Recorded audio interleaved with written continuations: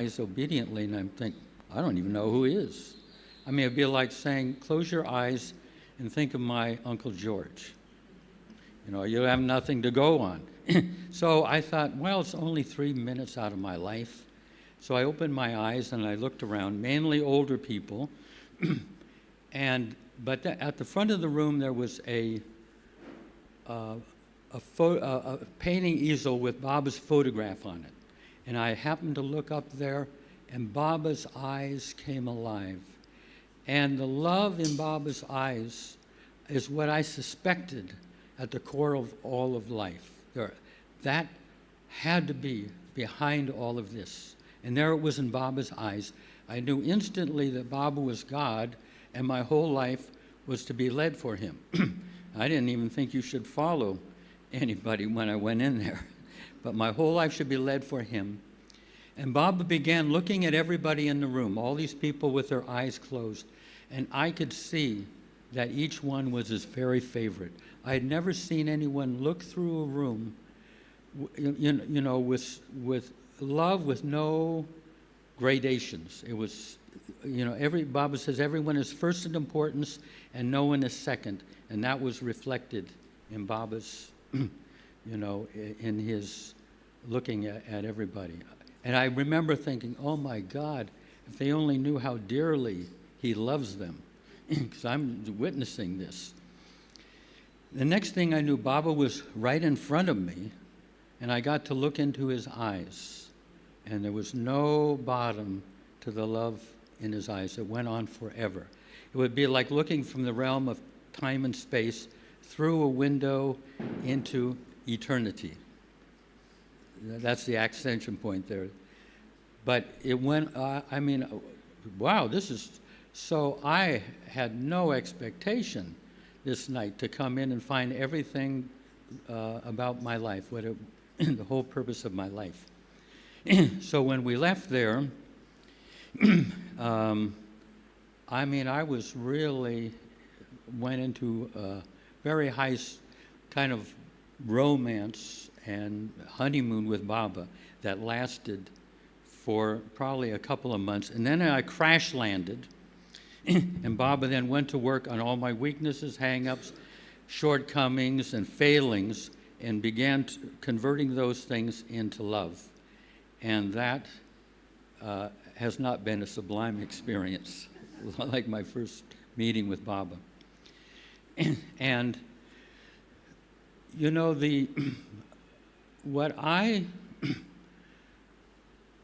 even though I felt instantly that Baba was God, I was most attracted to Baba the man. I wanted to find out everything. I wanted the companionship of Baba. I was more interested in the man. There was a remote chance that we might meet him because he was still physically on Earth. So the human side of Baba is what appealed to me most. I wanted to fill in the colors of who he was. And luckily at that time in New York, all these people, unbeknownst to me, had met Baba. So they would get together at these cafeterias, and I would just sit there and listen to their stories about Baba, how he, his sense of humor, how he would treat little kids, how he's with kids, how he's with young adults, how he helped people in some of their lowest moments. I just drank it all up. I came here to India and the Mandali. Really, I got such a vivid picture of Baba that in time Baba began to relate to me as a personality. I had his divine presence in the beginning, but now this was the human presence of Baba in my life. So that was, and here's one story. I'll give you an example of the kind of stories I would hear. In 1970, Sarosh came to New York, and he shared this story. He grew up here in Ahmednagar, and he joined Baba at 18. He was Adi and Khorshid were his cousins, and he was part of that first group of men of about 40 that went to Bombay on foot to Manzili Mim. At the end of Manzili Mim, after 9 months, Baba called each of them for a private interview to find out what they wanted to do from then on. They were invited. They could stay with Baba. Some of them, they could finish their education, their university. And in the case of Sarosh, he was engaged to Vilu, so he asked Baba's permission to get married, so he got married, and they went up to Nasik, and this is as I recollect about 50 years ago. But they moved, and they started their early married life, and he got the franchise for one of the American automobile companies. I think it might have been Chevrolet. So years went by, and after years he came to see Baba. Baba, as I picture it, was in a bungalow. Baba was in a very good mood with the men. He was interacting with them, and when Sarosh came in, Baba kept he would interact with this one, and he'd overlook, Sarosh, and he'd interact with that one, and all afternoon he just kept skipping over Sarosh. At a certain point, Sarosh, who was very, very athletic, manly, I think he was over 6 feet, he comes sobbing before Baba. And he says, Baba, I haven't seen you. I've been here all afternoon. You haven't even acknowledged me. And Baba said, now you know how I felt all these years that you haven't come to see me. So this is... I always felt Baba's much more human and deeper. He feels much more than we, if we think of God over here aloof from this, he feels everything with us. So that's the type of stories that I heard, and they filled in who Baba is, to me more clearly. So in 1970 was kind of a turning point in my life. A buddy of mine and I, we were going around and visiting our college classmates, and one of them lived up in upstate New York. And we looked on the map one day, and there was the city of Schenectady, and we'd heard that an elderly couple had lived there who had met Baba. So one day we got the nerve to call them. They didn't know us from Adam. And they invited us right over, and they shared all these stories from the 50s and the 60s, and then going back to the 30s. I mean, it was hard to get these firsthand stories, but that was Darwin and Jean Shaw. They had met Baba back in the 30s. He felt at one point when he was out west as a cowboy under these skies, he felt that Christ was on the earth again, and that he would meet him. This is the late 1920s. And then you didn't have Google or anything. You had a computer. You had no way of getting any information. But one day he was reading this paper, and there was a little article saying that Meher Baba and a few of his disciples were coming to London. It was a little filler. And he saw that and he said, that's him. And he kept looking. Eventually Baba came to the United States. Just to say, when Baba came to this hotel, Darwin and Jean were there got there before him. Narina brought him off of the ocean liner, and she brought Baba over to Darwin and Jean, and Narina said, this is Darwin and Jean Shaw. Baba put out his hand, and Darwin felt that hand came across 2,000 years. And it was like reliving the pages of the New Testament. This was the Christ right in front of him. And although he was much loved in his life, he had never seen the love in Baba's eyes that loved him unconditionally. He had never seen unconditional love. So anyway, so when we left Darwin and Jean's after hearing all this, we decided, well, why don't we just move here? We didn't have any particular destination, so the next thing we knew, we were living in Schenectady, and Darwin got us some jobs at this nursing home. Now, the reason I'm telling you this is because this is how Darwin, in his very low-key fashion, introduced us to what it means to give to Baba, giving to Baba. So back then, this was a hippie era. Most of the people the people that had met Baba, they encouraged two things, which is to live in the world and do your work wholeheartedly, and remember Baba constantly. Those were the two,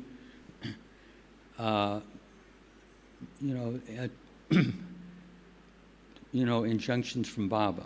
Darwin and Jean, they weren't so much into that kind of stuff. But anyway, with that painted on our battery, we went to this nursing home to work. But it turns out this nursing home was the infirmary part of the nursing home. It was like back-breaking work. They were short-handed. These were gentlemen that were stroke victims or people that were pretty much disabled. And you had to, wake them up in the morning and bathe them and carry them. It was really back-breaking. And we had a very difficult time doing the work wholeheartedly and remembering Baba at the same time. I mean, it was just impossible. So I would have to go down the hall to the bathroom, lock the door, and just kind of think of Baba. And then I'd go back on the floor, and I'd get swallowed up by the sheer demand of the work. And so after a month of this, we said to Darwin, we're not able to do the work and remember Baba at the same time. And see what he would say. He said, maybe you need to create more inner space. Inner space? I mean, we had read everything by and about Baba. What is inner space? But we were too embarrassed to say we didn't know what he was talking about. But then he described a scene in 1956 with Baba, Darwin and Jean and their 3 teenage kids, where Baba said, if you love me, you must give me everything. All your strengths and weaknesses, your pleasures and your pain, your good and your bad. Give them all to me, hold nothing back, and be free. This will please me. So he didn't give any instructions. So the next day we decided we're going to start giving stuff to Baba. Well, I would wake up in a state of dread, kind of a pervasive state of dread. I don't know if it was about that job or what, but normally I would go through the dread, but it would dissipate around 11 in the morning. So I started giving this dread to Baba. And Darwin would say, the deeper the healing, the deeper the feeling, the deeper the healing. So, I kind of tried to get in touch with this thing I was feeling as deeply as I could, as wholly as I could. And I would imagine it flowing to Baba in front of me. Like Baba said, it's for the next 100 years, it's like as if he's physically here. So I was, I'd hold this stuff, and then throughout the day, I would, imagine this dread going energetically to Baba. Well, I went right past 11 o'clock in the morning, went into the afternoon, the evening, and I went to bed in dread. It never dissipated. It got worse. So the next day I wake up in dread. I'm giving it to Baba, going into work and everything. Dread all the next day, all the way until I go to bed. Dread all day long for a whole month. I said, boy, this is not working. I'm either giving the dread to Baba and taking it back, or I don't know something about the mechanics. And Darwin was not one to say, are you guys following that practice? He didn't say anything like that. And so on the day I decided to discontinue this giving, this dread, giving things to Baba, because I didn't know what was happening.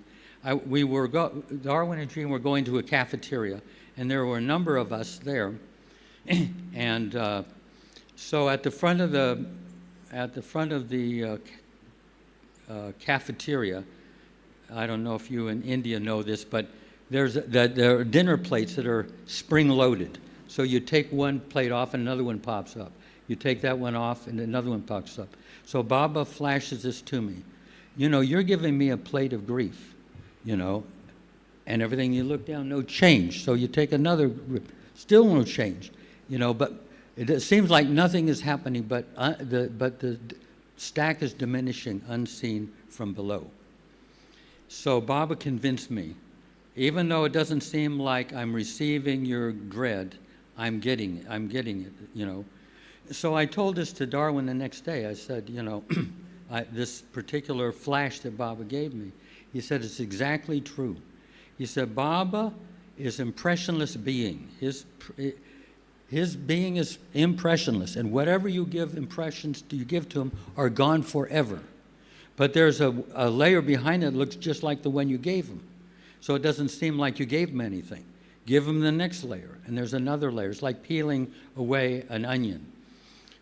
But then Darwin said, but more important than this, as you give things to Baba and they're dissolved, you're making more room. You're emptying out your heart. You're making more room for Baba to live in you. You're creating inner space. Well, so there's the line, inner space.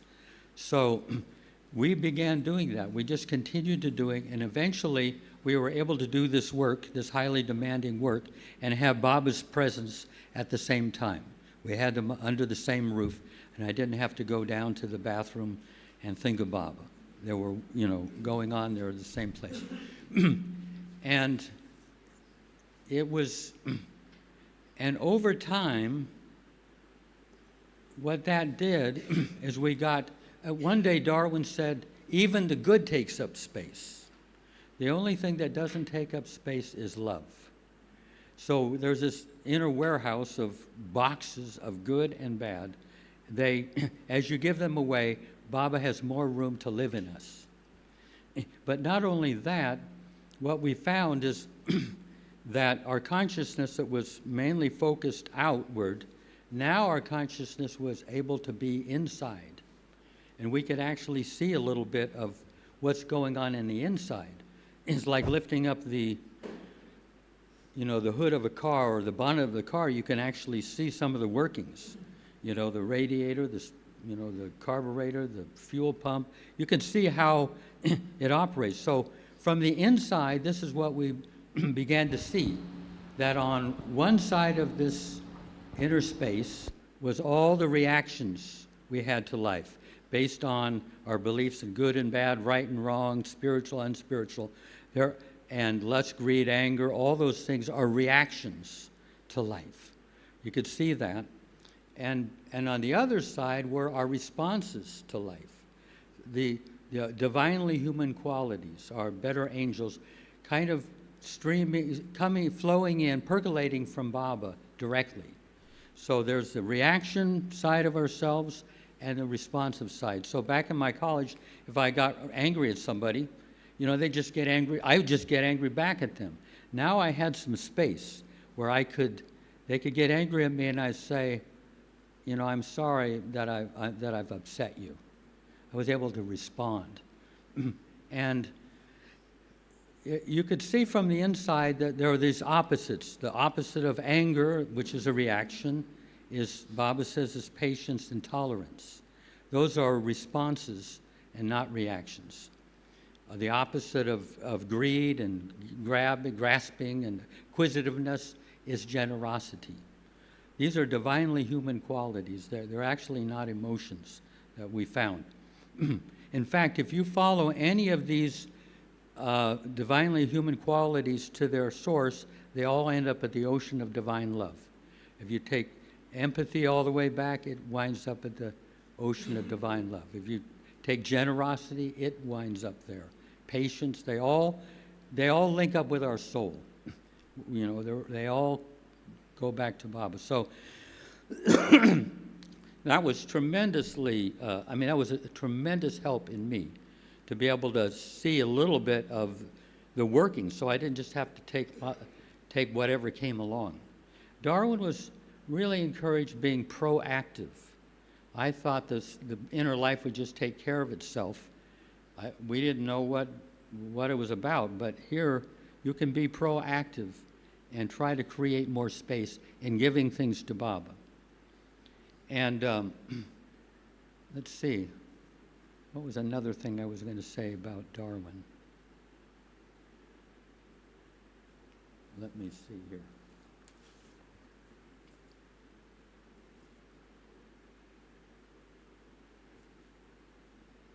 Well, anyway, here's what. I had a lot of great exchanges with Erich. Now, if you have any questions along the way, don't hesitate. I don't know about if that giving was clear, but this is how Darwin, without pushing us, just gave us a sense of what it is, how to give things to Baba.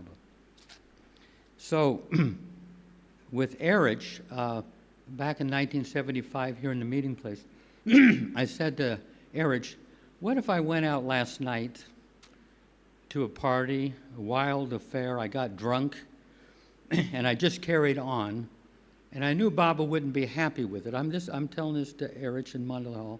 And now this morning, I'm hungover, I've got a headache, I feel miserable. Now, I'm willing to suffer the consequences of that. That was my own decision last night, and I'm willing to suffer it. Does Baba want me to give him my hangover? Erich is over there by the window. He says, yes, give him your hangover.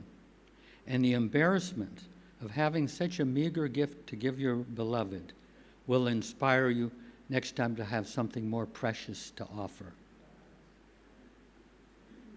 Always give to Baba whatever you're feeling deep down. I said, but still, Erich, isn't that a burden to Baba? He said, brother, it's a greater burden to Baba to withhold anything from him than to throw on him the worst of yourself. So from then on, it was emblazoned in my heart. So from then on, Baba got all the good, bad, and ugly of me. I just didn't hold back. I shared everything. And there's been a lot of garbage there too, That was really a valuable turn. There was another thing too. This is about work. Back in the mid-'70s, before I started working at the center, a buddy of mine had a house painting business. So we started painting houses. We go into residential areas. And back then, I was like a Baba remembrance machine. I would just, Baba, Baba, Baba, inside, Baba, Baba, Baba. I did everything extreme back then. So when I was painting, or sanding, it was Baba, Baba, Baba, Baba, Baba, Baba, Baba, Baba, Baba, Baba, Baba, and then caulking Baba, Baba, Baba, Baba, Baba, and then painting Baba, Baba. And that was my whole approach. So after 6 months, we came here and we were outside Mandali Hall on the bench it was this buddy of mine, Price, and Erich and myself. And Price says,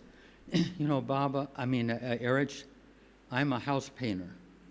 And, I get so far into the painting, hours go by, I haven't even thought about Baba.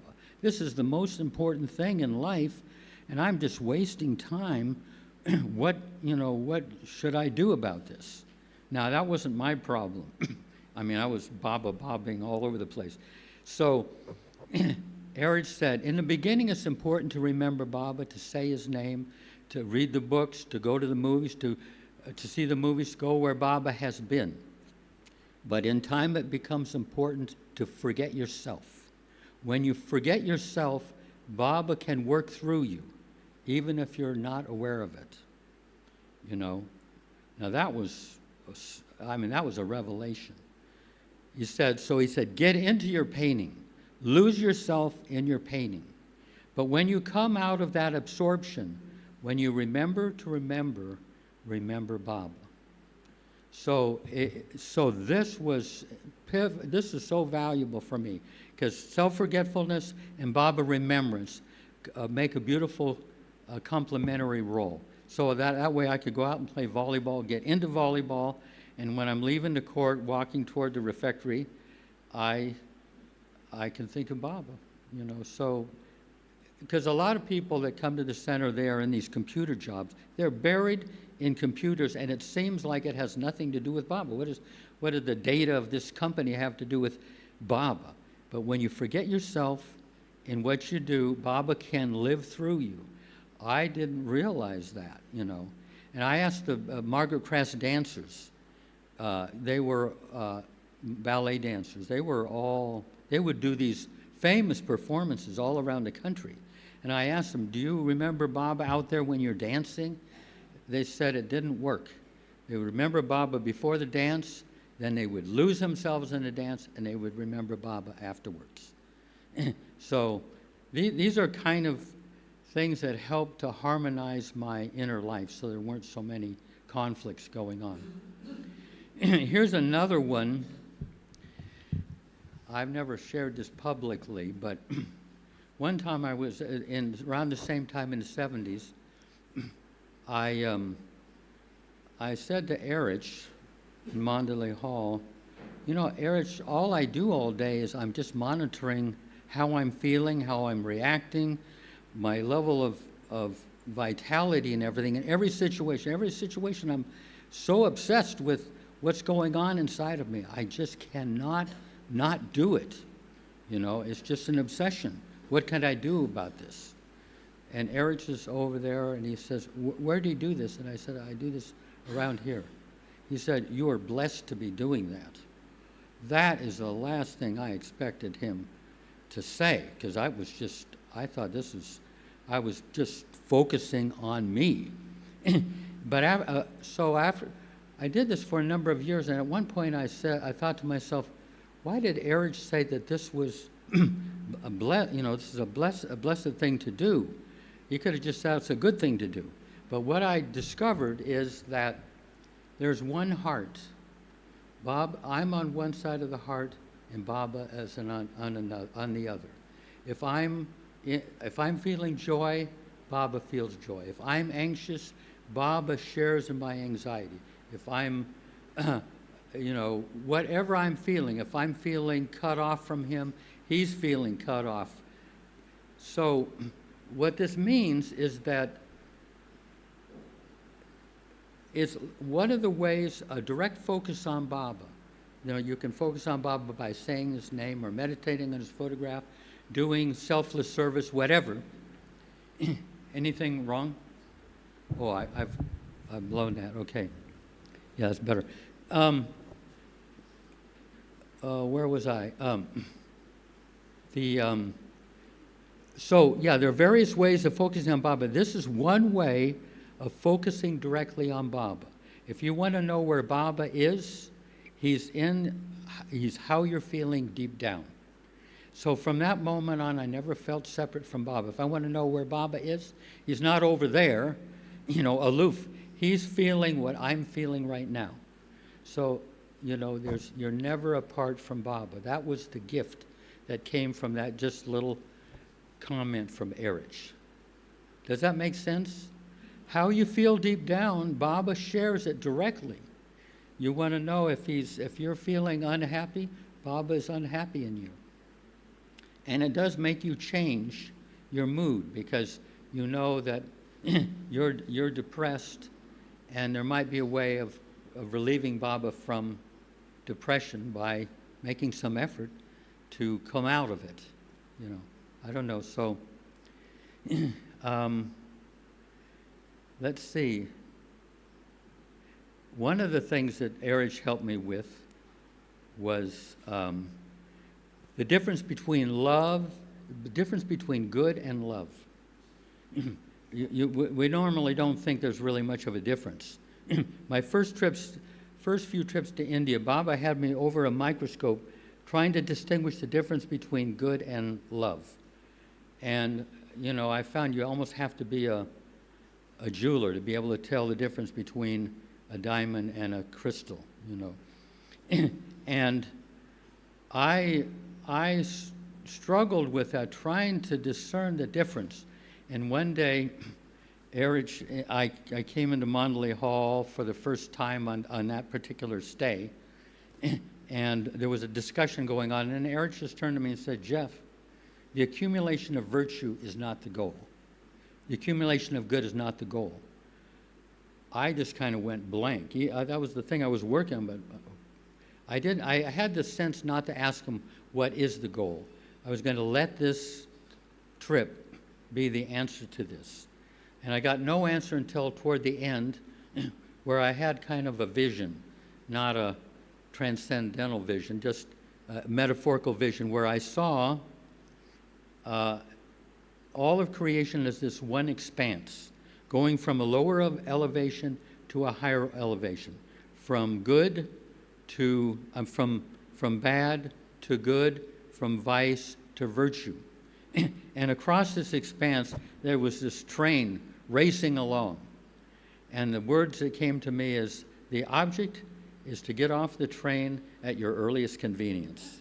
In other words, get out of the opposites, good and bad, right and wrong. Step into love. So that was, now people say, well, how do you know whether the difference between love and good? So this is how, I'll give you an example. Say, suppose I've got a truck, and someone wants me to help them move because they're moving into a new apartment. So I spend a whole Saturday helping them and everything. But say then 4 years later, if I need a little help painting my garage, if that same person objects to helping me and I get hurt, that's the sign that I've done it out of good. Because good has some strings attached. Even 4 years later, that string is still attached. Love, here's a line from the French novelist Victor Hugo, where he says, virtue, as in the case of vice, is a calculated action. Good, as in the case of bad, is a calculated action. But love is not calculated. It wells up in the heart and it expresses itself spontaneously. So love kind of evaporates as it goes along. It doesn't have strings attached. So making that distinction in myself has been really critical, to wait until love does the prompting. If I'm in a situation and I can't tell, love is not indicating what to do in the situation, then I have to go to plan B, do the right thing or the good thing. But waiting for love to be the doer takes a lot of patience, because good has a hard time saying no because it likes to please. But love can actually say no. I'm too exhausted. I can't help you move into your new apartment. I'm sorry. I'm just exhausted. Whereas good will say, oh, yeah, I'll help you, because it's thinking, oh, well, they might not like me as much if I refuse. So I don't know if that makes any sense. Let's see if there's... Here's something that Darwin... We'd have these meetings with Darwin Shaw. The oldest meetings in United States, it went back to 1935. So their house was kind of loaded.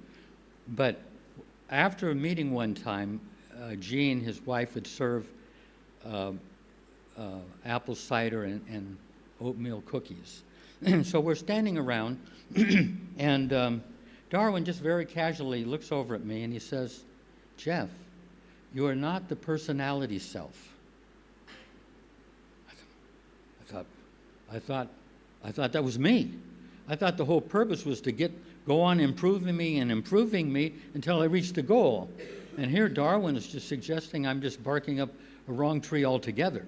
And so I didn't understand what he was saying, but as with many things with Darwin, I would file it away and see if later on I would evolve into the truth of it, which I gradually did. But Darwin used to say the personality self, who you think you are, he would say is just a storefront for the soul. And we make such a big deal of the window displays and we change them with the seasons when we could go inside and enjoy the priceless merchandise. We are actually behind this, but we think, no, this is me. He would say, ideally we should become a vehicle or a conduit, but for most people, they are their base of operations. But if you think in terms of a conduit, life is coming through you. Love is coming through you, not from you. So to give a kind of an example that Darwin would say, suppose someone has driven up their Mercedes car right down here, and we're at having chai at tea time, and there's a screech of brakes and a horrible crunch. And that guy will be out of his chair and running out there to see what's happened to his Mercedes, because if you dent his Mercedes, he's so identified with his Mercedes, it's his baby, his leather, seats, his mag wheels, all that. If you dent his car, you are denting him. And we are making that same colossal mistake. When someone offends this, it is offending me, but it's not. I'm behind it. Now, that's very hard to get from being a storefront to being behind it, to be the spirit behind it. Let's see, how are we doing here? Any questions? Right there. You started by saying... What's that? Oh, there we are. Jeff, you started by saying that Mara was the most influential Mandali member in your life, and you've yet to talk about her, so I'm curious. Can you share something you learned from her? Okay, I'll share. I mean, that's a much bigger topic. But a few years ago,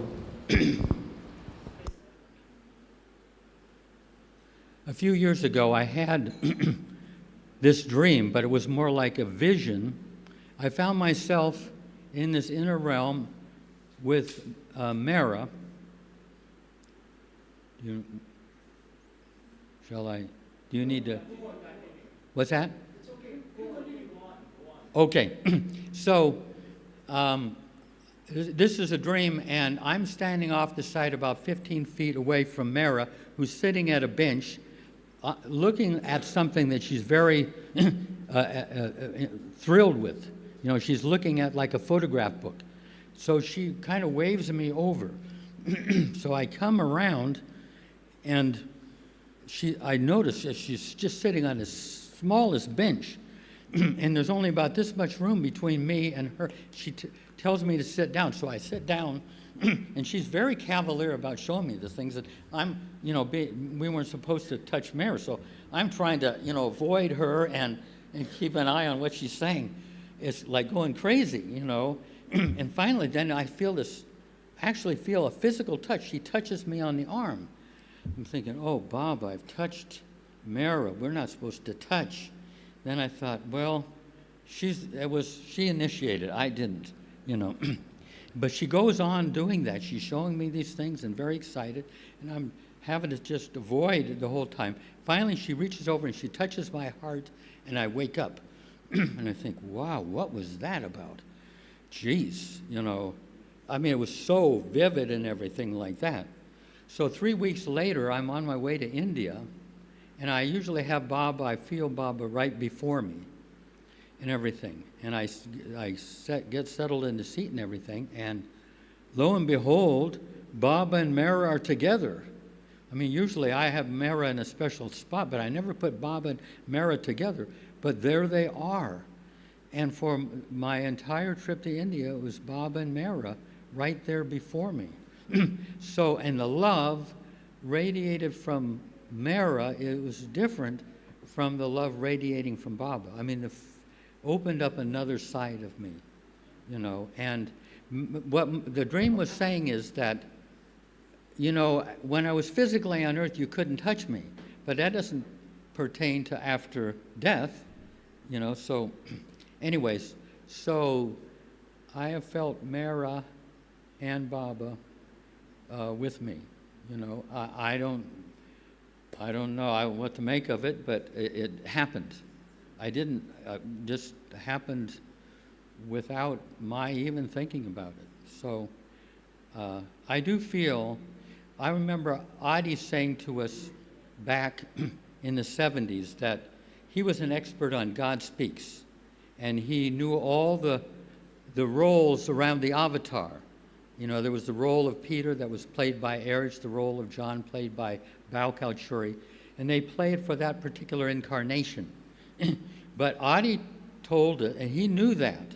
And one day Baba contradicted some of that by saying that Mara is always the same one. So she was Radha, she was, she was Mary, she was Sita. And Mara has said to one of my friends, she told her, I am always with Baba each time he comes. So I did feel, like I say, that she came from heaven down. I never met someone like Mara. Even though Erich was one of the greatest people on earth, he was different. And there was no one quite like Mara. That's that was my experience. Yeah. There's more to it, but that. Was there another question, right? Oh. Yeah. Anyone else have a question? Right back here. Oh.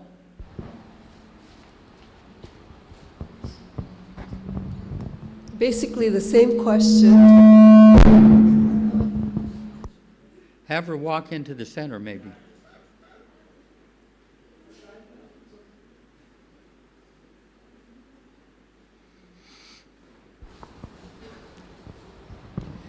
Basically the same question and your time with Mera in life, and maybe a little bit of money too.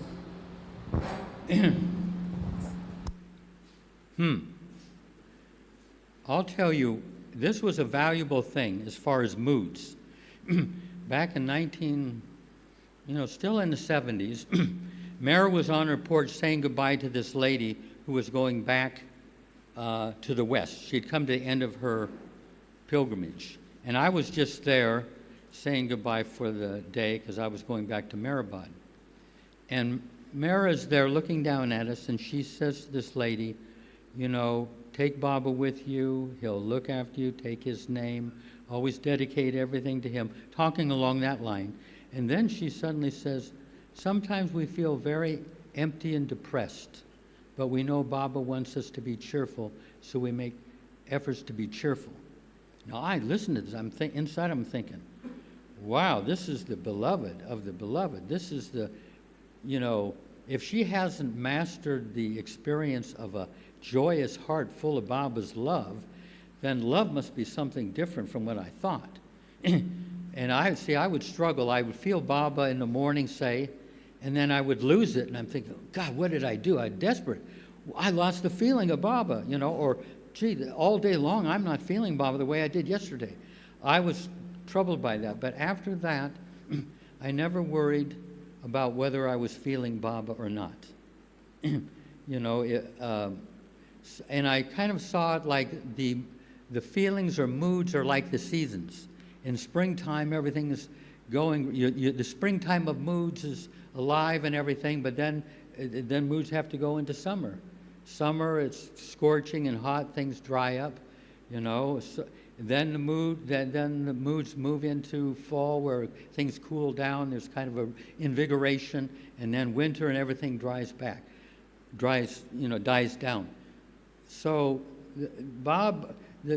we go through the cycle of seasons. You can't stay in springtime with your moods, but Baba's love is always there on a different track altogether. That's what I gathered from Mara. I don't know if that makes sense. So I never really worried about my moods after that. Just that one little comment from Mara, she wouldn't even know the effect that had on me. But I have not really worried about moods. If I'm, in a low mood or feeling sad or something, it's just a matter of time. It orbits through, rotates through, but Baba's love is behind it all. Does that make sense? Another way I think of it is, if you think of consciousness as the atmosphere, and all these weather systems are going through. If it's a hurricane going through, if you identify with it, you get buffeted around by the hurricane. But if you can stay back, these things will pass through. They go much faster if you don't engage with the mood, this, I shouldn't be feeling this, and then you get all enmeshed in it. But to kind of let it, just like going past the Doberman Pinscher dog, you don't like bump his doggy bowl or anything, just let it go by. Any other, well, we're getting kind of close. Yeah. So now that the Mandali have passed, would you agree that you get inspiration from other Baba lovers and their stories? Is that? Oh, definitely. I love hearing the Baba stories. I never get tired of it. Yeah. I get tired when there's no Baba in their story. When they tell you what a bad life they've had. But a bad life and then Baba comes in, then the sunlight comes into the story. And so now I'm going to put you on the spot again. What's going on this trip for you? What's going on? Yeah, do you have a theme this trip It's for you? odd. I'm not having a real theme except there's a place in me where Baba and Mara are united. Their love merges. And I try to go to that place. And that place is very exquisite. It's not blissful. It's kind of down to earth, but it's very exquisite, and I go to that whenever I can. Is that in a location you feel in your body? Yeah, it's usually below the heart center. There's a, they call it the Dell, which is the doorway to the soul, the doorway to the heart of hearts. But their united love has changed my life in a very beautiful way. One soul and two bodies, what Socrates said. Here's something that, is it going over there? Oh. So this is somewhat esoteric, but it has been immensely helpful to me in thinking about Baba. And Darwin and Erich really amplified this. Right now, I'll just say kind of way Darwin would talk. Right now, we are emanating divine love. Each of us is an embodiment of the ocean of divine love. Right now. This is not in the future. This is right now, where you're sitting. You are, the ocean of divine love is striking against you. But by the time it goes through all the layers of your ego, your personality, your likes and dislikes and everything, it comes out, the ocean is reduced to just a little stream. At best a river, maybe in the case of some people, just a few miserly drops. In other words, on a sunny day, we say the sun isn't out. The sun is out. When the clouds thin, we say, oh, wow, the sun is out. No, the sun has been out all along. The sun of Baba's love, divine love, is coming through us right now. Like in the case of the Mandali, it came through unobstructed. It came through. Now, we received it to the extent that we were able to receive it. But Baba kind of cleared a lot of the impediments, so that love just flows out, But a lot of people, it's got to go through all this stuff and checkpoints and customs of, it takes a while. And by the time it comes out, it's been severely reduced, so to speak. So that, to be able to tune into that and know that it's not some future thing. We have it on our premises right now. And like Darwin said, we are meant to flow. not to let our current stop because we don't like this person. They would talk about this, that there's the lower frequency, which is your reactions to people, and then the higher frequency, which is the love that's emanating out from us in all directions. But what happens is, suppose I don't like this particular person, and I recoil. my consciousness shrinks to the size of that reaction, you know, and I leave the higher currency of love flowing. But we can walk and chew gum at the same time. You can feel a repulsion to somebody and love them at the same time.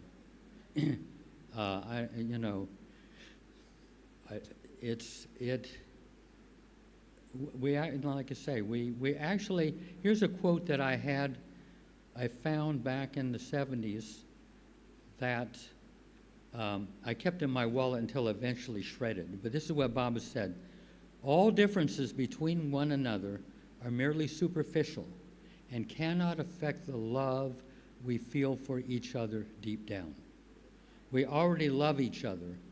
Love doesn't grow, just the impediments get cleared away, and it seems like love is growing, but the love is already there. Does that make sense? I mean, those are Baba's own words. That helped me tremendously, because say, if someone doesn't like me, inside I say, no, but we love each other, and it's just a matter of time. Time is on my side. The love will eventually peer through the clouds, and we'll see that we love each other. Like Rumi said, the roads are different, but the destination is one. All those who yelled at each other along the way, you infidel, you hypocrite, in the end, drink from the same keg of wine and laugh out loud. So we'll all wind up in the same place, and we'll laugh at seeing some of the people that show up. No, I'm just joking. I don't know, let me see. I had written some things down, but we're getting down about 1 hour, and in America, people can only, you can only hold their attention for about 45 minutes. We're already 15 minutes over that. Wow. Oh, a corollary to what I just said is this. So we have this love that is really there. So what happens, Baba, this is in relating to other people. Baba said, not too near, not too far. This is in Hollywood, he told the men, not too near, not too far. Don't get too close to people, don't get too far away. And what happens is this. The heart is the vehicle for, the main vehicle for expressing the love. But if I get too close to somebody and they have a prickly personality, they might, snap at me. It shuts the heart down and the flow stops. So I have to position myself, given that they're a prickly personality, I have to pull back so that they can be their prickly self without shutting my love down. Does that make sense? Someone may be, they don't like people too close because it invades their privacy. So might snap at you kind of unexpectedly, and the heart shuts down and it blocks the flow. So you position yourself in a way that the flow always happens. If it's a person that's kind of a little bit dangerous, you have to love them from a distance. You have to stay way back. But there are certain people that they're too far back, and so their heart's too far back, so you have a hard time connecting with them. And not only that, they miss out in the joy of the give and take of love. They're just too far back. So I have a tendency to take chances, and oh, bam, I got it, and I got to back up. But the nice thing about this is that you can't blame somebody for being prickly. You can't blame them for being irritable, moody, because you just have to, it's my mistake if I don't position myself in the right place in relation to them. I mean, I might be able to change them a little bit or speak with them, but I don't know. That, not too near, not too far, was a great general advice from Baba, I felt. Yeah. Here comes the mic. Thank you. Hello. Yeah, I wanted to ask you, how important is the Master's Prayer in... Can you hear me? Yes. Wait. How important is the Master's Prayer, the universal prayer the universal prayer. How important is the Master's Prayer? Yeah, so essentially for me to connect to Baba, I use the prayer as a medium, as a Yeah. tool, and it helps me tremendously. But that could be one way. So I just feel like a question was coming up. And so we use our mind sometimes if you're not able to connect through the heart, and that maybe a prayer like this is what can be suggested if we can't directly or all the time feel that we can connect to Baba through our heart, because this is when when I'm not in Mehrabad and when I'm at my home elsewhere, then I feel that sometimes it's a little difficult, to get into the heart and connect. So is there anything that you'd like to share on any Yeah. tool, medium, way, whatever? I mean, as far as the Master's Prayer, I don't know if you find that, but I find that Baba shows up when I do the Master's Prayer. I can be in the early morning. I can feel kind of a little bit groggy and everything, but when I say the Master's Prayer, I feel Baba kind of shows up. He said he would be there when we say the prayers. So that's definitely, I didn't grow up in any religion, so prayers were really pretty foreign to me. It took me a while to feel comfortable with prayers. In fact, one time I think it was 1968 in May, or maybe sometime we were supposed to do the prayers for 1 month by Baba's order. And there were 3 of us, and we'd start in these prayers, and we'd start laughing, because, prayers were like foreign to me. And one of the lines was, Om Parabrahma Paramatma La Ilaha Illallah, and it was all the blah, blah, blah, blah, and we would get to these phrases in the prayer, and one of them would start to crack up, another one, and everything, and before you know it, we would be on the floor howling, and then we have to get up and start the prayer again. And every day of that month, we were on the floor howling with laughter, and I don't know, I think it was entertaining to Baba. It was kind of blasphemous, but entertaining. We were like, because the next day, okay, we're going to be able to do this, and we do fine, we get a certain way, and then there'll be a little falter over here, and then a little, So, one of the things that Erich helped me immensely when I was young is that for most people, the base of operations is up here.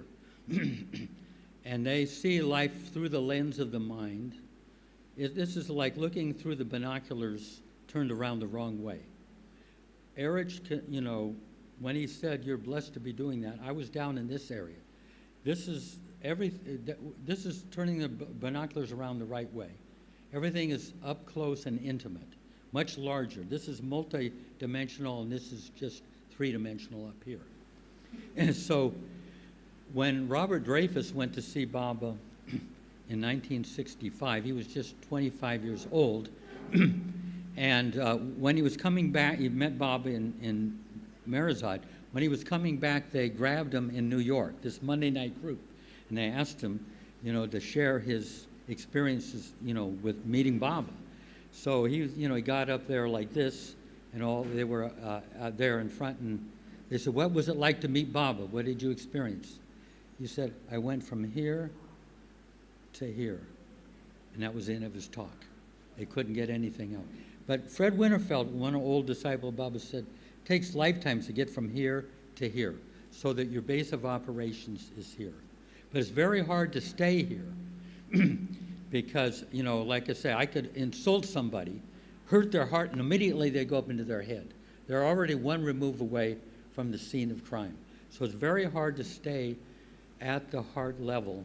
It's great when you're feeling joy and all of that, but all the hurts, Rumi says, a lover of God is a heart without a shield, a wound without a shield. So to stay down here is painful, but Mother Teresa said to her prayer, Dear Lord, break my heart so completely that the whole world falls in. This is the way some of these people talk, you know. But getting your consciousness down here is, I would say, well worth it, but it's a painful thing to plant your flag down there with all the raging battles going on. So, yeah. Did you meet Harry Kenmore? Yeah. What was your experience with him? What's that? How was your experience when you met him? Harry, how was he? What? He was the most powerful of the Mandali. His atmosphere, he had this kind of a stereotypical New York personality, opinionated, boisterous, bombastic in every way. But the refined vibration that came out of him was so powerful and also so refined that when I was with him for about 9 months, and his presence would dissolve 95% of my physical awareness. You know, I'd say I only weigh a hand, you know. I couldn't feel my feet or anything, but it wasn't a transcendent state. It was just kind of being dissolved, whether I was physically with him or not. But he made it, he told me, I mean, a lot, well, I mean, like I say, I don't want to take up too much time. Well, I'll tell you this about him. Baba, in one of his discourses, he talks about the grace of a perfect master. It's the flash of the eternal into what is otherwise rigidly determined causation. You know, Baba says that's a definition. A flash of the eternal in what is otherwise rigidly determined causation. So here's the story. Harry was, you know, he woke up when he was 16 in his bedroom. Everything was black, you know, but he felt the sun coming in, so he realized something was wrong. And of course, he became blind overnight. His parents had known that, but they didn't tell him, so he was infuriated with his parents. So anyway, his parents told him back then, and this is back in the 20s, I think, that if you were blind in New York, what you do is they give you a wagon and you sell rags on the streets of Manhattan. So his whole life was changed. He was very talented, very great on the stage and everything, and suddenly the lights are shut off. So he became a chiropractor, but he still couldn't figure out, why did this happen to me? And at one point he told me he meditated for 10 years. And for Harry he was so intense that Harry meditating for 10 years is like most people meditating for 200 years. But in in one of his meditations, he went so deep that suddenly he could see his room, his office that he was in. Meaning he went above this physical eye, which was blind, into his subtle eye, and he could see. Immediately he went down the street of New York to see what it actually looked like, when he went out walking. But then also he told me he got into his past lives, and he could see them. He could see all the logic of them, and there was no reason for him to be blind. Oh, he was infuriated. There was no cause and effect for him to be blind. So when he went to see Baba in 1956 in Myrtle Beach in the Lagoon Cabin, he said, "Baba, why was I blind?" Baba said, "I created your blindness. This is grace. I created your blindness. You were destined to be a world-renowned surgeon, but you would never have searched for me." And that was the first time after 40 years or something that he accepted his blindness. But it had been created by grace. And so, yeah, he was an amazing, amazing guy. He had all these powers and everything, but Baba, he could heal people in Germany from his office. He became a chiropractor. He could give you a chiropractic adjustment remote control, and you could feel your spine kind of click into place. But when he got into Baba, Baba put a curtain around him and said, No more of that. Your job is just to remember me. And that's what he did. Hey, I think, what do you think? You guys, you need a, okay.